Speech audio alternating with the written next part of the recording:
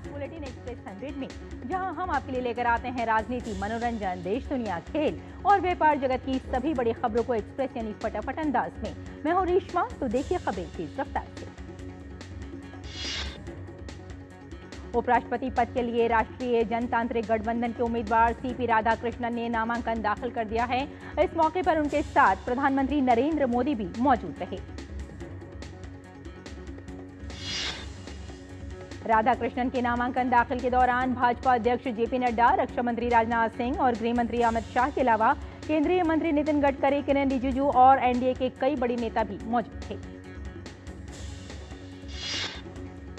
नामांकन दाखिल करने से पहले एनडीए के उपराष्ट्रपति पद के उम्मीदवार सीपी राधाकृष्णन ने प्रेरणा स्थल जाकर श्रद्धा सुमन अर्पित किए। इस दौरान भाजपा और एनडीए के कई नेता मौजूद रहे।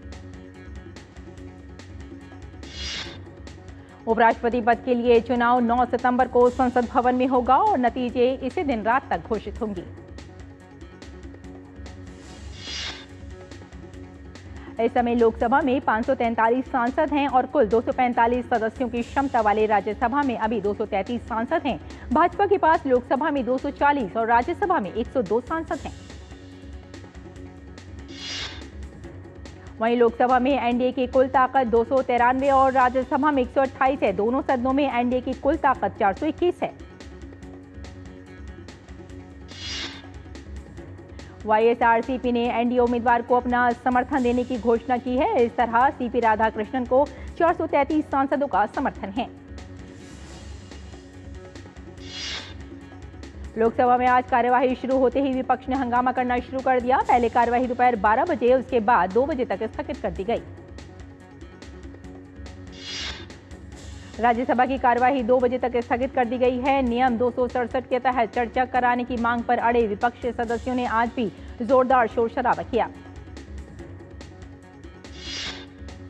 संसद के मानसून सत्र के अंतिम दौर में आज लोकसभा में 4 विधेयक सूचीबद्ध हैं। 3 विधेयक केंद्रीय गृह और सहकारिता मंत्री अमित शाह पेश करेंगे। इन विधेयकों में जम्मू कश्मीर पुनर्गठन बिल, संविधान का 130वां संशोधन बिल और यूनियन टेरिटरी अमेंडमेंट बिल शामिल हैं। इसके साथ ही ऑनलाइन गेमिंग के प्रमोशन और रेगुलेशन के लिए विधेयक भी आज लोकसभा में पेश होगा। इलेक्ट्रॉनिक और सूचना प्रौद्योगिकी मंत्री अश्विनी वैष्णव इस बिल को पेश करेंगे। वहीं राज्यसभा में आज भारतीय प्रबंध संस्थान संशोधन विधेयक 2025 सूचीबद्ध है। केंद्रीय शिक्षा मंत्री धर्मेंद्र प्रधान विचार और पारित करने के लिए इस विधेयक को पेश करेंगे। ये विधेयक लोकसभा से पारित हो चुका है। इसके जरिए गुवाहाटी में देश का 22वां आईआईएम बनाया जाएगा। इसके लिए केंद्र सरकार 555 करोड़ रुपए मुहैया कराएगी। दिल्ली की मुख्यमंत्री रेखा गुप्ता पर आज एक व्यक्ति ने अचानक हमला कर दिया। जिस समय ये हमला किया गया उस वक्त रेखा गुप्ता अपने कैंप ऑफिस पर जनसुनवाई कर रही थी। हमले के बाद वहां अफरा तफरी मच गई। पुलिस ने हमलावर को गिरफ्तार कर लिया है और पूछताछ कर रही है। हालांकि अभी तक हमले की वजह साफ नहीं हो पाई है। दिल्ली पुलिस का कहना है कि आरोपी ने अपना नाम राजेश खिमची बताया है और बताया है कि वे राजकोट, गुजरात का रहने वाला है। उसके नाम और पते की पुष्टि की जा रही है। दिल्ली भाजपा अध्यक्ष वीरेंद्र सचदेवा ने रेखा गुप्ता पर हमले की कड़ी निंदा की है। उन्होंने कहा कि दिल्ली की सीएम एक मजबूत महिला है, वो कायराना हरकतों से नहीं डरती। जनसुनवाई के दौरान उपस्थित लोगों ने रेखा गुप्ता पर हमले को कायराना बताया। उन्होंने कहा कि हम इसकी कड़ी शब्दों में निंदा करते हैं। ये रेखा गुप्ता पर नहीं बल्कि लोकतंत्र पर हमला है। दिल्ली सरकार में मंत्री कपिल मिश्रा ने कहा, कायर लोग की आयुष्मान कार्ड से, देवी बसों से, सुधरते सीवर सिस्टम से, साफ होती यमुना से डर रहे हैं। वे अब ऐसे हथकंडे अपना रहे हैं। आम आदमी पार्टी नेता आतिशी ने भी इस हमले की निंदा की है। उन्होंने कहा कि लोकतंत्र में असहमति और विरोध की जगह होती है, लेकिन हिंसा के लिए कोई जगह नहीं है। प्रधानमंत्री नरेंद्र मोदी 22 अगस्त 2025 को बिहार को एक बड़ी सौगात देने जा रहे हैं। पीएम ओंटा से सिमरिया के बीच 4x6 लेन राजमार्ग परियोजना राष्ट्र को समर्पित करेंगे, जिसमें गंगा नदी पर 1.865 किलोमीटर लंबा 6 लेन पुल भी शामिल है। ये पुल पुराने 2 लेन वाले रेल से सड़क पुल राजेंद्र सेतु के समानांतर बताया गया है। नया पुल उत्तर और दक्षिण बिहार के बीच सीधा संपर्क स्थापित करेगा और भारी वाहनों की अतिरिक्त यात्रा दूरी को 100 किलोमीटर तक कम करेगा। ये पुल प्रख्यात कवि रामधारी सिंह दिनकर की जन्मस्थली को भी बेहतर कनेक्टिविटी देगा। इसे क्षेत्रीय विकास की दिशा में एक परिवर्तनकारी कदम और इंजीनियरिंग की मिसाल माना जा रहा है। विदेश मंत्री डॉक्टर एस जयशंकर रूस के 3 दिवसीय दौरे पर हैं। वो आज भारत रूस अंतर सरकारी आयोग की बैठक में हिस्सा लेंगे। जयशंकर आयोग की व्यापार, आर्थिक, वैज्ञानिक, तकनीक और सांस्कृतिक सहयोग पर आधारित 26वीं बैठक की अध्यक्षता करेंगे। जयशंकर मॉस्को में भारत रूस बिजनेस फोरम को भी संबोधित करेंगे। विदेश मंत्री रूसी विदेश मंत्री सर्गेई लारोव से भी मुलाकात करेंगे, जिसमें द्विपक्षीय मुद्दों की समीक्षा की जाएगी। ये दौरा भारत और रूस के बीच लंबे समय से चले आ रहे विशेष और विशेषाधिकार प्राप्त रणनीतिक साझेदारी को और मजबूत करने के उद्देश्य से किया जा रहा है। हिमाचल प्रदेश के कुल्लू में लगातार दूसरे दिन बादल फटने की घटना सामने आई है। रात लगभग 3:30 बजे बादल फटा, जिसके कारण शास्त्री नगर इलाके में बाढ़ जैसे हालात उत्पन्न हो गए। बादल फटने की घटना के बाद पानी का तेज बहाव सब कुछ अपने साथ बहा ले जा रहा था। हालांकि इस घटना में किसी भी जनहानि की सूचना नहीं है। वहीं शिमला और आसपास के इलाकों में हल्की बारिश हो रही है, जिससे दृश्यता भी कम हुई है। सिरमौर, सोलन और मंडी जैसे जिलों में भी हल्की से मध्यम बारिश होने की संभावना है। मौसम विभाग ने हिमाचल में भूस्खलन संवेदनशील इलाकों में अचानक बाढ़ और नदियों नालों में बढ़ते जलस्तर के प्रति लोगों को आगाह किया है। साथ ही सावधानी बरतने की सलाह दी है। मौसम विभाग ने लोगों को अनावश्यक यात्रा से बचने, घर के अंदर रहने और आधिकारिक मौसम अपडेट के प्रति सतर्क रहने की सलाह दी है। देश की आर्थिक राजधानी मुंबई में लगातार तेज बारिश से जनजीवन बुरी तरह अस्त व्यस्त है। बीते कई दिन की लगातार बारिश से शहर की रफ्तार थम गई है। झीलें और नदियां उफान पर हैं। मौसम विभाग के मुताबिक बोरीवली में 24 घंटे में सबसे ज्यादा 322 मिलीमीटर बारिश दर्ज की गई। कई इलाकों में बारिश 200 मिलीमीटर से ऊपर रही। भारी बारिश के कारण सड़कें जलमग्न हो गईं और कई जगह रेलवे ट्रैक पानी में डूब गए। लगातार बारिश के कारण मध्य रेलवे की लोकल और लंबी दूरी की ट्रेन सेवाएं बाधित रहीं। भारी बारिश के कारण मीठी नदी खतरे के निशान के करीब बह रही है। मौसम विभाग के अनुसार आज बारिश की तीव्रता कम होने की संभावना है। इस बीच मुंबई में भारी बारिश के चलते मैसूर कॉलोनी और भक्ति पार्क के बीच फंसी एक मोनोरेल ट्रेन से सभी यात्रियों को सुरक्षित निकाल लिया गया है। समय रहते मुंबई फायर ब्रिगेड ने एक बहादुरी भरा रेस्क्यू ऑपरेशन चलाकर सभी यात्रियों को क्रेन की मदद से सुरक्षित बाहर निकाला। भीड़ के कारण ट्रेन पर क्षमता से अधिक भार पड़ने से बिजली सप्लाई ठप हो गई थी, जिसकी वजह से 500 से अधिक यात्री घंटों तक ट्रेन में फंसे रहे। वहीं नांदेड़ जिला में हुई भारी बारिश के कारण 8 लोगों की मौत की खबर है। हालांकि एसडीआरएफ की टीम ने करीब 300 लोगों को बचाकर सुरक्षित स्थानों पर पहुंचाया है। राज्य सरकार के अनुसार मूसलाधार बारिश से राज्य में लगभग 14 लाख एकड़ में फैली फसलों को नुकसान पहुंचा है। दिल्ली में यमुना नदी के जलस्तर में थोड़ी गिरावट आई है। सुबह 6 बजे तक की स्थिति के मुताबिक नदी का जलस्तर 204.76 मीटर पर था, जो खतरे के निशान से नीचे है। दिल्ली में यमुना के जलस्तर का खतरे का निशान 205.33 मीटर है। नदी के जल निकासी के दर आवक से अधिक बनी हुई है। हालांकि कई इलाकों में अभी भी बाढ़ की स्थिति बनी हुई है। भारतीय वायुसेना ने एक बार फिर अपनी मानवीय प्रतिबद्धता का शानदार उदाहरण पेश किया है। लेह में गंभीर रूप से घायल एक थाई नागरिक को एयरलिफ्ट करके नई दिल्ली भेजा गया। ये मिशन चुनौतीपूर्ण मौसम की स्थिति में किया गया, जिससे इस समय पर चिकित्सा सहायता सुनिश्चित हुई और घायल थाई नागरिक की जान को बचाया जा सका। हिमाचल प्रदेश के चंबा में 1 घंटे के अंदर एक के बाद एक भूकंप के 2 झटके महसूस किए गए। पहला झटका सुबह 3:27 पर आया। इस भूकंप की तीव्रता रिक्टर स्केल पर 3.3 थी। इसके बाद 4:39 पर एक और झटका आया। ये पिछले भूकंप की तुलना में तेज था और इसकी तीव्रता 4.0 रही। ये झटके तब आए जब लोग गहरी नींद में थे। राष्ट्रीय भूकंप विज्ञान केंद्र ने बुधवार तड़के भूकंप आने की जानकारी दी थी। इसके अलावा एक अन्य भूकंप पाकिस्तान में भी रिकॉर्ड किया गया है। फुकेट में आज 23वीं वार्षिक AIBD जनरल कॉन्फ्रेंस आयोजित की गई। कॉन्फ्रेंस में भारत को 2025-27 कार्यकाल के लिए AIBD की कार्यकारी बोर्ड का चेयरमैन चुना गया है। वोटिंग के दौरान भारत को सबसे ज्यादा वोट मिले।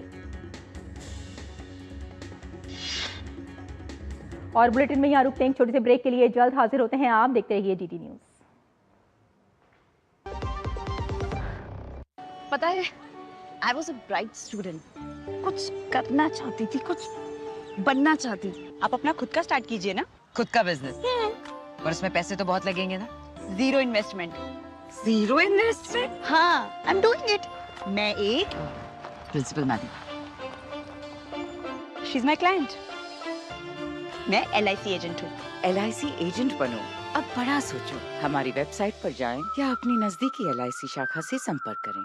जब धरती चीर कर निकलता है लोहे का पत्थर और मिलता है मोंगिया के जोश से, फिर तपता है, पिघलता है और बनता है फौलाद। अब होता है सरिया सारी खूबियों के साथ। मोंगिया स्टील, मजबूत देश का मजबूत सरिया।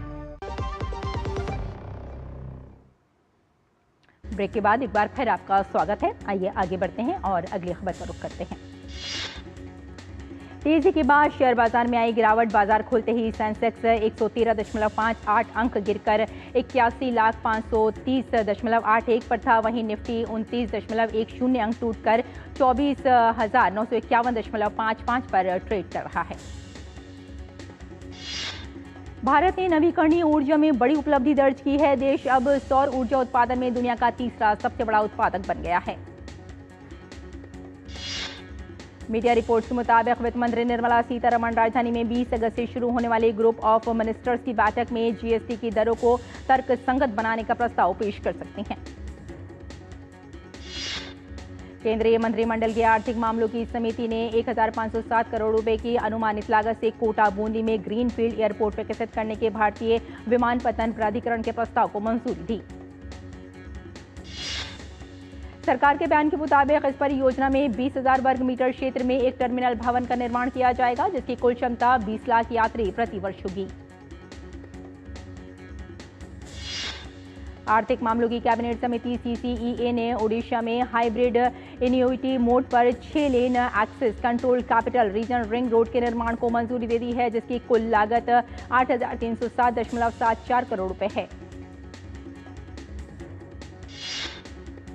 सरकार की ओर से मिली जानकारी के मुताबिक ग्रामीण क्षेत्रों में डिजिटल इंफ्रास्ट्रक्चर को बेहतर बनाने के लिए देश में भारत नेट परियोजना के तहत 2,14,325 ग्राम पंचायतों GP को डिजिटल तौर पर जोड़ा गया है। सरकार ने घरेलू बाजार में कपास की कीमतों को स्थिर रखने और कपड़ा उद्योग को सहारा देने के लिए कच्चे कपास के आयात पर लगने वाले सभी सीमा शुल्कों को अस्थायी रूप से समाप्त कर दिया है। ये छूट 19 अगस्त से 30 सितंबर 2025 तक लागू रहेगी। केंद्रीय अप्रत्यक्ष कर और सीमा शुल्क बोर्ड की अधिसूचना के अनुसार इसमें 5% मूल सीमा शुल्क, 5% कृषि अवसंरचना और विकास उपकर और दोनों पर लगने वाला 10% सामाजिक कल्याण अधिभार शामिल है। छूट के बाद कपास पर कुल 11% आयात शुल्क लगेगा। इस कदम से सूत, कपड़ा परिधान में उत्पादन लागत घटने की उम्मीद है, जिससे निर्माताओं और उपभोक्ताओं दोनों को राहत मिलेगी। केंद्रीय वाणिज्य और उद्योग मंत्री पीयूष गोयल ने संसद में बताया कि भारत के विनिर्माण आधार को मजबूत करने और निर्यात को बढ़ावा देने के लिए शुरू की गई PLI योजना के तहत अब तक 14 क्षेत्रों में 806 आवेदनों को मंजूरी दी गई है। पीयूष गोयल ने लोकसभा में बताया कि जुलाई तक चालू वित्त वर्ष में कुल 1,856 करोड़ रुपए के प्रोत्साहन वितरित किए जा चुके हैं, जिससे शुरुआत से अब तक कुल 21,689 करोड़ रुपए का वितरण हो चुका है। नाइट एंड फ्रैंक की रिपोर्ट के अनुसार भारत में इंफ्रास्ट्रक्चर इन्वेस्टमेंट ट्रस्ट का कुल एसेट अंडर मैनेजमेंट वित्त वर्ष 2025 में 73 अरब डॉलर तक पहुंच गया है, जो बड़े पैमाने पर इंफ्रास्ट्रक्चर निवेश के कारण है। रिपोर्ट के मुताबिक यह आंकड़ा 2030 तक 3.5 गुना बढ़कर 257.9 अरब डॉलर होने का अनुमान है। क्रेडिट रेटिंग एजेंसी ICRA की रिपोर्ट के अनुसार भारत की अर्थव्यवस्था 2026 की शुरुआत में उम्मीद से ज्यादा बेहतर प्रदर्शन कर सकती है। वित्त वर्ष 26 की पहली तिमाही GDP ग्रोथ 6.7% तक पहुंच सकती है। डॉलर पर हावी हुआ रुपया 0.45% बढ़कर 86.96 प्रति डॉलर पर बंद हुआ, जो 29 जुलाई के बाद सबसे मजबूत स्तर है। घरेलू बाजार में सोने की कीमतों में गिरावट दर्ज की गई है। सोने का वायदा भाव 98,629 रुपये प्रति 10 ग्राम पर ट्रेड करता दिखाई दिया है। वहीं चांदी का वायदा भाव 1,10,790 रुपये प्रति किलोग्राम पर ट्रेड करता दिखा। ट्रेडिंग और निवेश प्लेटफॉर्म वेंचुरा सिक्योरिटीज की रिपोर्ट के अनुसार भू राजनीतिक तनाव बढ़ने से सोने की कीमतें इस साल के अंत में $3,600 प्रति औंस तक पहुंच सकती हैं। दक्षिण कोरिया की रक्षा उद्योग से जुड़े अधिकारियों ने बताया कि रूस यूक्रेन युद्ध और एशिया में बढ़ते तनाव के कारण सुरक्षा और रक्षा क्षमताओं की मांग बढ़ रही है, जिससे इस उद्योग को फायदा हो रहा है। आंकड़ों के अनुसार दक्षिण कोरिया की शीर्ष 5 रक्षा कंपनियों का कुल लाभ पिछले साल की तुलना में 161% बढ़कर 1.69 बिलियन अमेरिकी डॉलर हो गया है। रूस यूक्रेन संघर्ष को खत्म करने के लिए कोशिशें तेज हो गई हैं। खबर है कि बुडापेस्ट में ट्रंप, ज़ेलेंस्की और पुतिन के बीच त्रिपक्षीय वार्ता हो सकती है। मंगलवार को अमेरिकी राष्ट्रपति ट्रंप और हंगरी के प्रधानमंत्री विक्टर ऑर्बन ने मुलाकात की। बातचीत में यूक्रेन की EU सदस्यता और बुडापेस्ट को शांति वार्ता की मेजबानी बनाने की संभावना पर चर्चा हुई। संयुक्त राष्ट्र के प्रवक्ता स्टीफन दुजारिक ने बयान देकर बताया कि संयुक्त राष्ट्र के प्रमुख ने वॉशिंगटन में अमेरिकी राष्ट्रपति ट्रंप और यूक्रेनी राष्ट्रपति ज़ेलेंस्की की बैठक का अभिनंदन किया है। संयुक्त राष्ट्र का कहना है कि सभी पक्षों की सक्रिय भागीदारी बेहद जरूरी है। संगठन ने समावेशी संवाद और यूक्रेन में युद्ध विराम के साथ स्थायी शांति कायम रखने पर जोर दिया। रूसी विदेश मंत्री सर्गेई लारोव ने कहा कि रूस यूक्रेन के साथ शांति वार्ता की व्यवस्था से पीछे नहीं हटेगा। उन्होंने द्विपक्षीय या त्रिपक्षीय किसी भी रूप में वार्ता के लिए तैयार रहने की बात कही। लावरोव ने मीडिया को बताया कि वार्ता की प्रक्रिया चरणबद्ध तरीके से आगे बढ़ेगी। विशेषज्ञ स्तर से शुरुआत कर शिखर सम्मेलन तक पहुंचने के लिए सभी जरूरी कदम उठाए जाएंगे। स्विट्जरलैंड ने संकेत दिया है कि वह रूस और यूक्रेन के बीच शांति वार्ता की मेजबानी करने को तैयार है। स्विस विदेश मंत्री एर्गाजियो कैसस ने कल बर्न में एक कूटनीतिक सम्मेलन के दौरान कहा कि यदि रूसी राष्ट्रपति व्लादिमीर पुतिन इन वार्ताओं में शामिल होते हैं तो स्विट्जरलैंड इसके लिए विशेष इंतजाम करेगा। व्हाइट हाउस ने वीडियो शेयरिंग प्लेटफॉर्म टिकटॉक पर अपना आधिकारिक अकाउंट खोला है। अमेरिका में टिकटॉक के 150 मिलियन से ज्यादा यूजर्स हैं। ये अकाउंट आज से चालू हो गया है। ट्रंप ने 2024 के राष्ट्रपति चुनाव में भी युवा मतदाताओं के वोट हासिल करने के लिए टिकटॉक का बखूबी इस्तेमाल किया था। अटलांटिक महासागर में आया तूफान एरिन कमजोर होकर कैटेगरी 2 के तूफान में बदल गया है। इस तूफान के इस सप्ताह अटलांटिक महासागर के पश्चिम में बढ़ने के साथ बड़े तूफान में बदलने की आशंका है।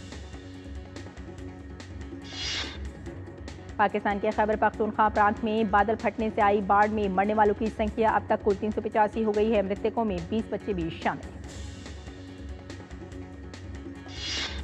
बुनेरा में बादल फटने के कारण 200 लोगों की मौत हो गई है। आपदा प्रभावित इलाकों में बाढ़ से भारी नुकसान हुआ है। इलाके में राहत और बचाव कार्य जारी है। लापता लोगों की तलाश भी की जा रही है। स्पेन के फ्लारेज इलाके में फैली जंगल की आग ने भारी तबाही मचाई है। कई परिवारों ने अपने पुश्तैनी घर गंवा दिए हैं, जबकि प्रभावित क्षेत्रों में रेल और सड़क सेवाएं रोकनी पड़ी हैं। आज से मादुरा, गैलिसिया और कैस्टिलेवा लियोन क्षेत्र आग की चपेट में हैं और कैमिनो दे सेंटियागो तीर्थ मार्ग का 50 किलोमीटर हिस्सा बंद किया गया है, जहां अब तक 38,000 हेक्टेयर वनस्पति जल चुकी है। कनाडा में 4 दिन तक चली फ्लाइट अटेंडेंट्स की हड़ताल मंगलवार को खत्म हो गई है। एयर कनाडा के साथ हुई अस्थायी समझौते के बाद यूनियन ने काम पर लौटने का ऐलान किया। एशियाई निशानेबाजी चैंपियनशिप के जूनियर महिला एयर पिस्टल स्पर्धा में भारत की रश्मिका सहगल ने स्वर्ण पदक अपने नाम किया। रश्मिका ने टीम स्पर्धा में भी स्वर्ण पदक जीता। ओलंपिक में 2 पदक जीतने वाली भारतीय निशानेबाज मनु भाकर ने एशियाई निशानेबाजी चैंपियनशिप में महिलाओं की 10 मीटर एयर पिस्टल स्पर्धा में कांस्य पदक हासिल किया। महिला क्रिकेट विश्व कप 2025 और ऑस्ट्रेलिया के साथ एक दिवसीय श्रृंखला के लिए भारतीय महिला टीम की घोषणा हो गई है। महिला क्रिकेट विश्व कप के लिए टीम की कप्तान हरमनप्रीत कौर के हाथों में है, जबकि स्मृति मंधाना उप कप्तान होंगी। महिला क्रिकेट विश्व कप के लिए भारतीय दल में प्रतिका रावल, हरलीन देओल, दीप्ति शर्मा, राधा यादव और श्री चरणी को भी टीम में स्थान दिया गया है। महिला वनडे विश्व कप 2025 भारत में 30 सितंबर से 2 नवंबर तक खेला जाएगा। भारतीय महिला टीम अपने अभियान की शुरुआत श्रीलंका के खिलाफ करेगी। बीसीसीआई ने एशिया कप 2025 के लिए टीम का ऐलान कर दिया है। भारतीय टीम के कप्तान सूर्य कुमार यादव होंगे, जबकि शुभमन गिल उप कप्तान की भूमिका में होंगे।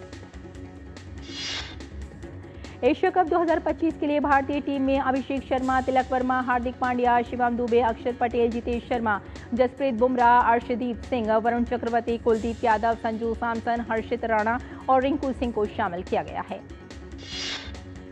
टीम चयन को लेकर सूर्य कुमार ने अभिषेक शर्मा की तारीफ करते हुए कहा कि उन्होंने पिछले 1 साल में शानदार प्रदर्शन किया है और वे टीम को बैटिंग के साथ बॉलिंग विकल्प भी देते हैं। एशिया कप 2025 के लिए सलामी बल्लेबाज यशस्वी जायसवाल को टीम में जगह नहीं मिली है। उन्हें स्टैंड बाय के रूप में रखा गया है। श्रेयस अय्यर को एक बार फिर से टीम में जगह नहीं मिल पाई है। भारतीय कप्तान सूर्य कुमार यादव ने शुभमन गिल को T20 टीम में वापसी पर उनका स्वागत किया है। सूर्य कुमार यादव ने शुभमन गिल के चयन को टीम के लिए बेहतर बदलाव बताया। लिवरपूल के स्टार स्ट्राइकर मोहम्मद सलाह ने एक नया इतिहास रच दिया है। वे प्रोफेशनल फुटबॉलर्स एसोसिएशन के men's player of the year award की तीसरी बार जीतने वाले पहले खिलाड़ी बन गए हैं। 33 वर्षीय सलाह को ये सम्मान लिवरपूल की पिछली सीजन की प्रीमियर लीग खिताबी जीत में उनके अहम योगदान के लिए मिला। उन्होंने 2024-25 सीजन में 29 गोल दागे और 18 असिस्ट किए, जिससे वे लीग के टॉप स्कोरर बने। एस्टन विला के मिडफील्डर मॉर्गन रोजर्स को young player of the year चुना गया, जबकि इंग्लैंड के पूर्व मैनेजर ग्रेथ साउथगेट को 2025 PFA मेरिट अवार्ड से सम्मानित किया गया। फ्रांसीसी स्ट्राइकर किलियन एम्बाप्पे के पेनाल्टी गोल की बदौलत रियल मैड्रिड ने ला लीगा 2025-26 सीजन की शानदार शुरुआत की। मैड्रिड ने ओसासुना को 1-0 से हराकर नए कोच जॉबी अलोंसो को जीत का तोहफा दिया। तो एक्सप्रेस न्यूज में फिलहाल इतना ही। हमें यहीं अनुमति दें। नमस्कार।